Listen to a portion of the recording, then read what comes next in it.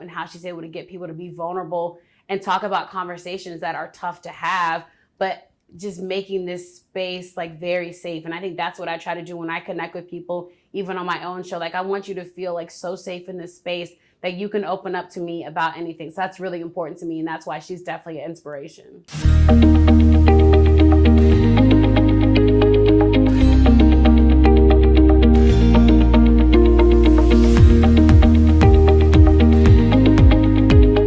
This is Steph Walters, and you're watching Tidewater Waves.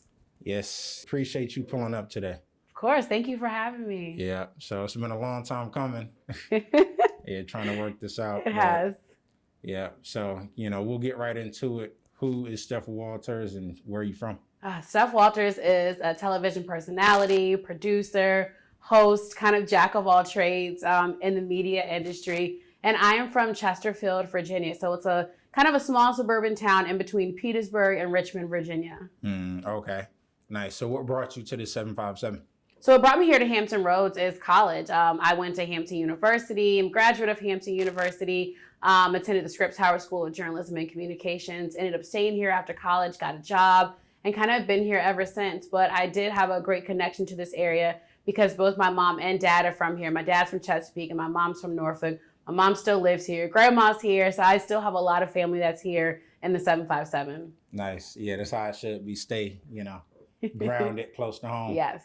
Yeah. So, how'd you get into journalism? Let's, get into what you do now. Sure. Like, I always knew I wanted to work in television. Like, I'm an only child. And so growing up as a kid, I kind of used to set up all my dolls and my stuffed animals and have these little talk shows and performances in front of them. And it kind of started when I was 7 years old and was watching Entertainment Tonight at the dinner table. And I was like, wow, I really want to do this. Like, there's something I want to do. I want to tell people stories. I want to be engaged and interact to see what people are doing and tell it to the world. And so from there on, I kind of just started pursuing that. I told my parents this is what I wanted to do. It was so amazing because in college, I actually ended up getting an internship at Entertainment Tonight in New York City. So things kind of came full circle and I just continued to pursue my dream. So I did internships within the media industry. And then after college, I ended up working in my profession, started my own TV show, which we'll get into. But yeah, I just always knew I wanted to do it. And I really just honed in on those skills from a young age.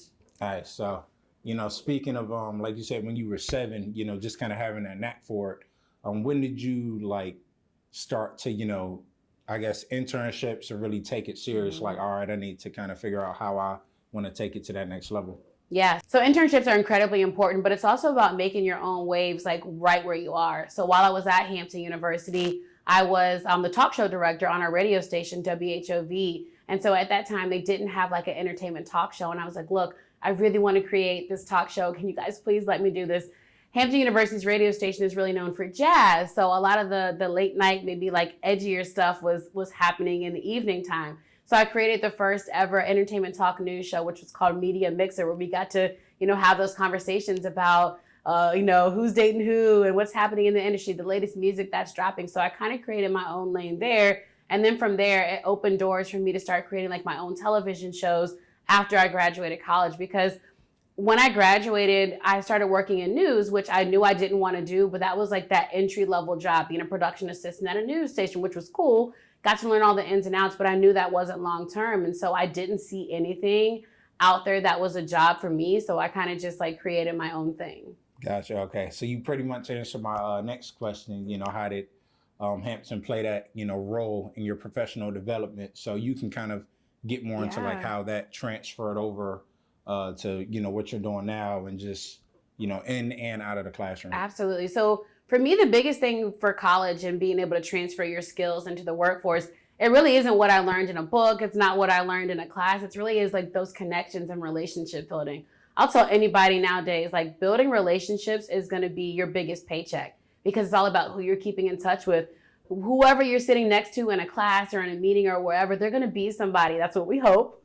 So just building the connections with people. And honestly, when I was at Hampton, right when I was graduating, we just got teleprompters. So a lot of times we had to memorize our lines on the fly and then have to go out into the field and do our reporting, for our packages.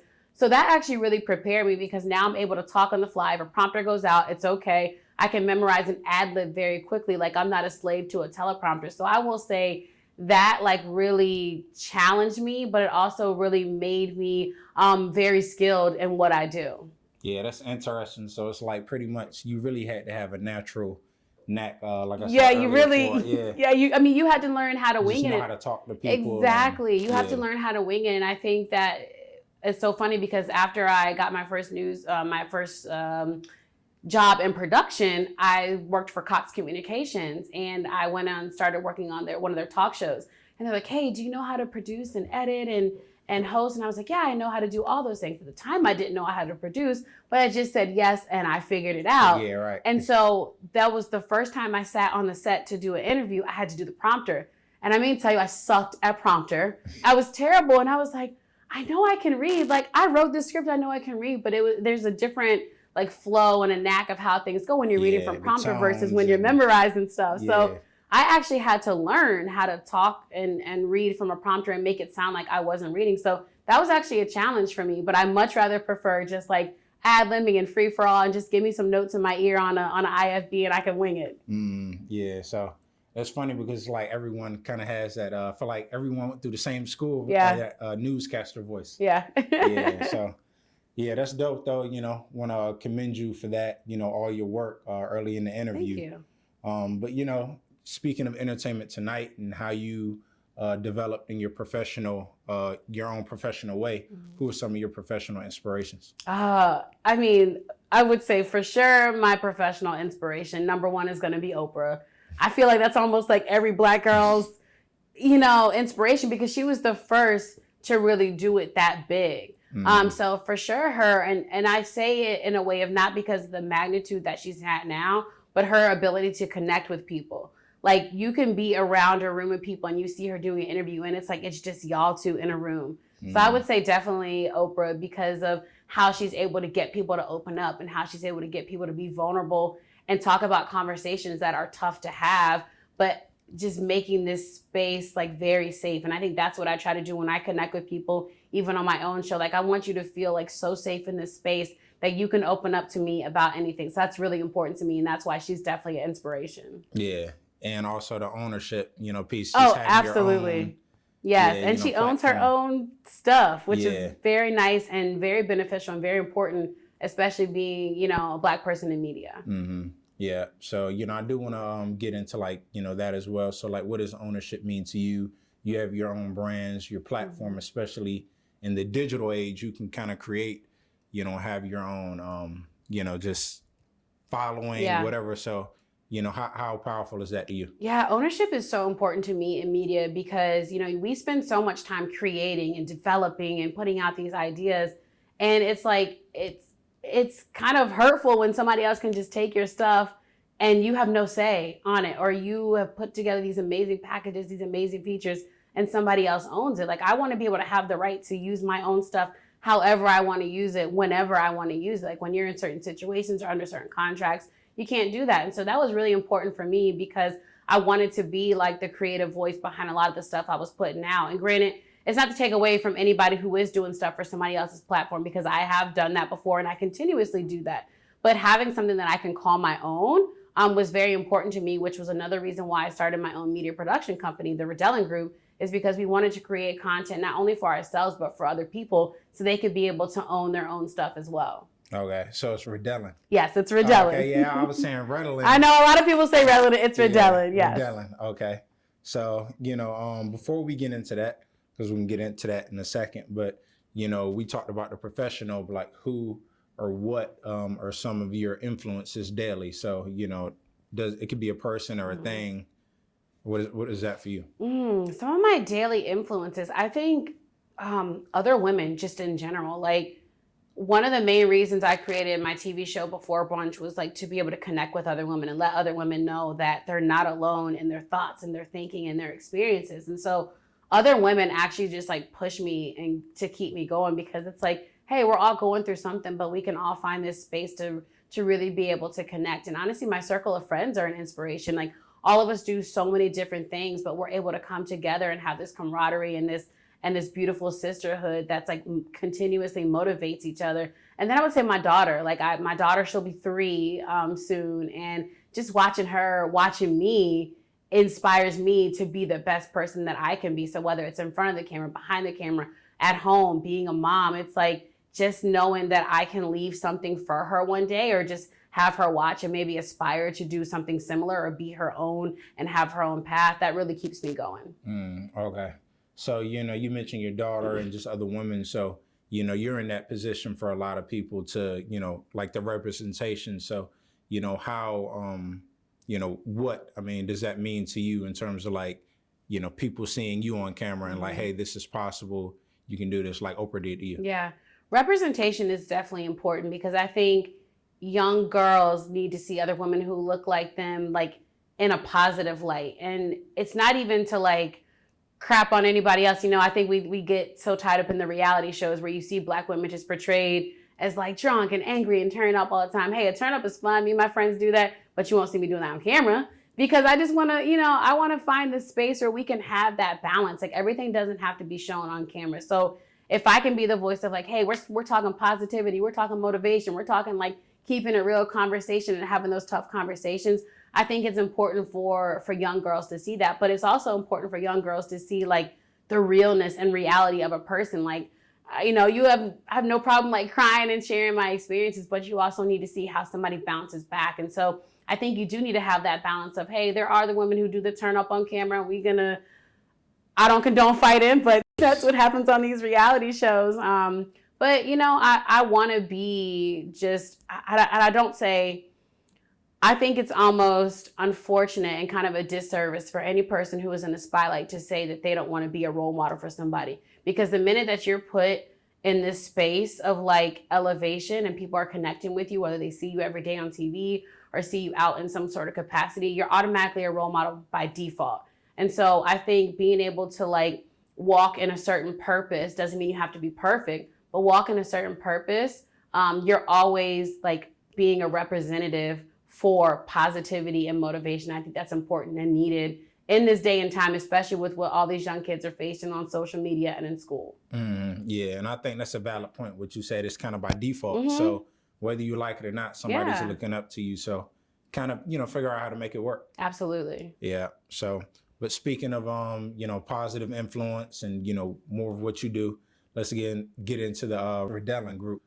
So you can explain more of what that is and how that got started. Yeah, so our media production company, the Redelynn Group, was started in 2014 with my boyfriend at the time. Now he's my husband. We created this platform because we're like, hey, we've worked on so many other people's projects at the time. We're like, man, we have this thing and we have a passion for it. Let's just do it. And so we created the idea and just kept going with it and just kept going with it and just kept going with it, and stuff started picking up. So initially, it started just to create like my own TV show under it. The first TV show I had was called Montage. It was a lifestyle show. It was like fashion, beauty, entertainment, which I love.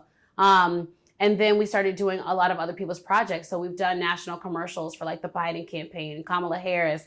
We've done Something in the Water. We did all the More Than the Music conversations at the festival. We do a lot of work for like different small businesses around here.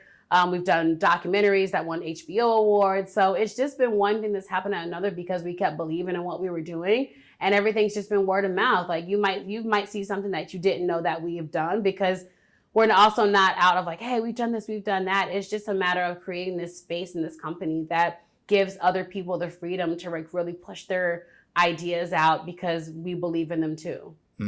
Yeah. So like you say, it started as an idea, so how was that whole process of, all right, the ups and downs of getting it to where, it is today? Yeah, it's definitely been a journey. So my husband left his job in corporate America. He worked in corporate America for 10 years, left his job, took his 401k and invested it into our company. And so you talk about a leap of faith. Yeah. That's a hell of a leap of faith when you're just like, I don't know what I'm doing. Yeah, this was like maybe a year or two after we started the company. And so it really just has been a faith walk, and it has had a lot of ups and downs. Like, so he runs the company full time, and I work full time for a nonprofit called Yellow, but it's definitely been a journey that one day we'll tell the story, but you really have to love what you do, and you really have to stay encouraged and encourage yourself, because, there are times when things are down and, a whole bunch of money isn't coming in, but you also know when the projects do come in that are bringing a lot of money, you need to save that for a rainy day. I mean, last year pandemic happened, right? And it was just like, oh my gosh, what are we going to do? But in that instance, our company was needed more than ever last year than any other time that we've been around, because everybody was going virtual. Everybody needed media work. So when it was a blessing in disguise for us, unfortunately for other businesses that like the entertainment industry and, you know, the food and beverage industry, it kind of like tanked. But for us, it was definitely beneficial, and we were able to like help do some things to support those other companies. Yeah, nice. So you mentioned Yellow, the nonprofit as well. You know, so what about your position at Yellow fulfills you the most? Oh my gosh, I love and I don't even like to call it a job. I love my career. So I'm the director of engagement for Yellow, which is a 501c3. I'm dedicated to evening the odds through education. So it's Pharrell's nonprofit. We're here locally in the Hampton Roads area. We just opened our first school called Yellow Hab. And I will tell you, like, the amount of joy that we get from just being in a space of like seeing kids happy and like encouragement and just doing something different just brings me so much joy every single day. So my position, I handle a lot of local and national partnerships. We have partnerships with like Amazon and Google and other organizations. And then here on the ground, we have our school Yellow Hab. And so we're, you know, providing the support for the teachers, coming in with the kids and, you know, doing these incredible giveaways and projects and all this like project-based learning that's very unique and different than your traditional schooling. And so no day is the same at my job. It's incredibly awesome. And then we handle a lot of the stuff that happens, you know, with Festival or VA for the People, the voting initiative. So it's a really rewarding experience. And like I said, I don't call it a job because it's something that I love to do. And then they also give us the freedom to be able to like thrive in our passions and use our passions, you know, for their good as well. Like they know I'm into like television hosting. So when opportunities arise, there's open doors for me to be able to do that and be able to showcase my skills as well. So I love the balance of, hey, you guys are pouring into us, let's pour back into you as well. Yeah, definitely. Speaking of investing in education and, you know, community engagement, you know, how do you feel about Virginia's creative scene, that all of the development that's going on out here? I'm excited about Virginia's creative scene. I know sometimes we get discouraged, right? Like you and I were here, we understand the ups and downs and how things have happened, you know, especially when you compare us to a New York City or LA or Atlanta or Miami. But the problem is that comparison here in Hampton Roads and Virginia particularly, like it's so many creatives and so many things that are coming out of here and so many things that are coming here that like it makes me excited about what's to come. And so I understand, number one, why people leave to go do whatever it is they need to do. And I also understand why people don't come back, because it's almost like sometimes in that space, people don't support you until you get on, then you come back. It's like, oh, you turn brand new. But I think if people just gave it a little bit more of a chance, especially young people, to be able to like, hey, do your own thing, create your own lane. To me, this is the perfect place to really pilot what you want to do to expand to like the nation and to the world, because you don't have those pressures of, you know, trying to pay $3,000 for your studio bedroom in New York City, right? Like you can kick it in somebody's, you know, basement or whatever. And to me, this is a place where you can really hone in on your skills. And then if you want to leave, you can do that. But also if you want to stay and really grow your brand from here and be able to travel and do as you please, you can do that too. So I'm excited about what's to come, because a lot of exciting things are coming and happening here. Yeah, definitely. Yeah. And also, you know, you're a member of Delta Sigma Theta Sorority Incorporated. I am. And other organizations. Yes. What, you know, does that sisterhood mean to you? What does being affiliated with all these other organizations mean? Yeah, so I am a member of Delta Sigma Theta Sorority Incorporated, and I am incredibly honored to be a part of the organization, first of all, because I grew up around it. Like I'm fourth generation in my family, yes, Wow. to be one. And so it's just a blessing to have a sisterhood like that, and to be a part of an organization that is about like scholarship and service and support the community, because it's not about just rocking your colors, right? You know, you see everybody walking around with the jackets and it's fun during homecoming time. But what happens when all that stuff turns off? So you're still doing stuff in the community. You're doing food drives. You're doing, you know, fundraising for different events and supporting kids in the community who are coming up behind you. And so organizations like that. I'm also a part of the National Association of Black Journalists, Girlfriends Incorporated. All those organizations about giving back and community are really important to me, because you have to support where you live. Yeah, definitely. And also, you know, speaking of supporting where, you know, we both live, where the development is going on, you know, what is next for you and your following? Oh man, what's next for me? Whew, that's always like a loaded question. I have a lot of exciting Well, things. not that you're like closing out the other I know, chapter. right? Yeah, right. I yeah. have a lot of exciting things coming up. So I do have my television show Before Brunch. I'm working on season 4 of that. Like a lot of changes are coming to season 4, bigger, better, merging one of my previous TV shows into it and kind of like just expanding that for a second quarter of 2022. I've got a couple tangible items that are coming out. And so I'm just honestly, I'm kind of like riding this wave right now and exploring like who I am and who I want to be. And like, I feel like I'm at this age where things are kind of shifting and I need to just kind of go with the flow of things instead of being so like planned, right? Like I think, you know, in our 20s and our late 20s and maybe even our early 30s, we're like, I want to plan to be this, I want to be that, because at this age I want to be this. And then when you get to this age, you're like, oh, that didn't go down how I ever thought it was going to be. And so I'm excited about like my next journey in media, and hopefully like we'll have some national things coming up, and eventually like I want to have a media empire. Like my goal, I love morning television, so I'd love to do like lifestyle segments on morning TV nationally. Yeah, I'm just excited about where this journey is going to take me. So I guess you guys have to stay tuned and see what's next. Yeah, definitely. So, you know, I appreciate this intro into you. I want to commend you again on your work and say Thank salute. you. Yep, everything you know, and your, you know, husband and your family is doing. So salute to that. Thank you so much. And thank Yeah. you for having me. And I commend you for what you're doing for this area. Like Tidewater Waves is necessary. And I think people need to know what's happening and who is happening to this area. So thank you too. Yeah, so appreciate you again for pulling up. Thank you. Yeah, we have Steph Walters, and we're out.